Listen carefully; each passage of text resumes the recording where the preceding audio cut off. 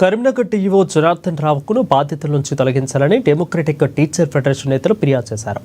ఇటీవల ప్రభుత్వ ఉపాధ్యాయులకు జరిగిన శిక్షణ తరగతులను సందర్శించిన నేపథ్యంలో డీఓ జనార్దన్ రావు అనుచిత వ్యాఖ్యలు చేశారని పాఠశాల విద్యా సంచాలకులు రాసిన లేఖలో పేర్కొన్నారు.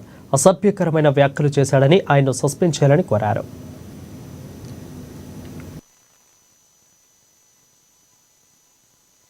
ప్రభుత్వోపాధ్యాయులకు జరిగిన శిక్షణ తరగతులను సందర్శించిన నేపథ్యంలో ముగింపు సమావేశంలో డీఓ జనార్దన్ రావు చేసిన వ్యాఖ్యలు వివాదాస్పదంగా మారి సోషల్ మీడియాలో చక్కర్లు కొడుతున్నాయి. దీనిపై పలువురు ఉపాధ్యాయులు, ఉపాధ్యాయ సంఘాల నుంచి అభ్యంతరాలు వ్యక్తమవుతున్నాయి. ఇక సమావేశంలో పాల్గొన్న ఉపాధ్యాయులు ఇబ్బందికర పరిస్థితులు ఎదుర్కొన్నారని ఉపాధ్యాయ సంఘాల ప్రతినిధులు పేర్కొంటున్నారు. సమావేశంలో మోటివేషన్లో భాగంగా కొన్ని ఉదాహరణలు చెప్పారని, అన్ని పనులు పిల్లలకు రాకపోతే ఇబ్బందులు పడతారనే విషయాన్ని వివరించారని డీఓ జనార్దన్ రావు వివరణ చెప్పారు. తనంటే పడని వారు ఈ పని చేస్తున్నారని డీఓ జనార్దన్ రావు పేర్కొన్నారు.